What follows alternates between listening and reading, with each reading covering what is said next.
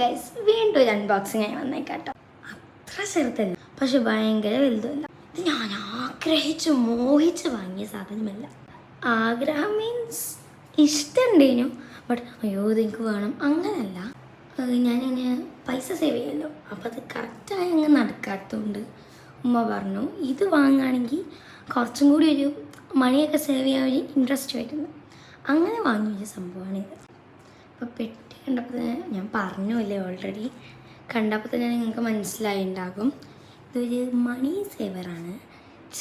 സാധാ മണി സേവർ എന്നല്ല, ഒരു വെറൈറ്റി.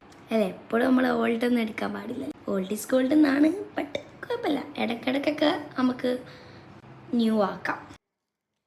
അപ്പോൾ സംഭവം നിങ്ങൾക്ക് പിടി കിട്ടിയിട്ടുണ്ടാകുമെന്ന് ഞാൻ പ്രതീക്ഷിക്കുന്നു.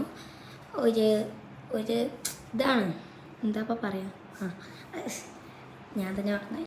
മറ്റേ നമ്മൾ ഇടുക, അപ്പോൾ അതിൻ്റെ മുകളിൽ നമ്പർ ഉണ്ടാവും, അത് നമ്മൾ ക്രോസ് ചെയ്യാം. എന്നിട്ട് ഒക്കെ കഴിഞ്ഞിട്ട് നമ്മൾ 1,00,000 ആയിട്ടോ ഞാൻ വാങ്ങിക്കണേ. അപ്പോൾ എൻ്റെ പണ്ടത്തെ മണി സേവർ ഇതാണ്, ഒരു മേമേഡിൻ്റെ. സംഭവിക്കുന്നത് നല്ല ഇഷ്ടപ്പെട്ട് ഞാൻ എത്ര 5 വാങ്ങിയതാണ്. പിന്നെ ഞാൻ 6 പെട്ടെന്ന് ഞാൻ മാറ്റി.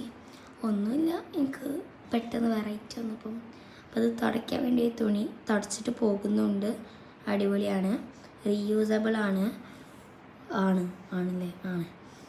അപ്പോൾ ഞാൻ ആദ്യം തന്നെ ഒരു 50 നിന്ന് തുടങ്ങി. എൻ്റെ മറ്റേ മണി സേവറിൽ കുറേ ഉണ്ടായിരുന്നു. അപ്പോൾ ഈ പ്രാവശ്യം നമ്മളൊന്ന് ഹൈലൈറ്റ് പോയപ്പം ഐ തോട്ട് ദാറ്റ് ഞാൻ എൻ്റെ ചിലവെടുക്കാം. സോ അങ്ങനെ ഇട്ടിട്ട് പണിയത്. അങ്ങനെ ആ പൈസ ഫുള്ള് തീർന്നു. ഇനി ബാക്കി മിച്ചം വന്ന 2-3 രൂപയല്ല, ഒരു 500 ഉണ്ടായിരുന്നു. പിന്നെ കുറേ 50, അതൊക്കെ വെച്ച് ഞാൻ അങ്ങ് അഡ്ജസ്റ്റ് ചെയ്തു. കണ്ടില്ലേ, സാധനം അടിപൊളിയാട്ടോ. ബൈ.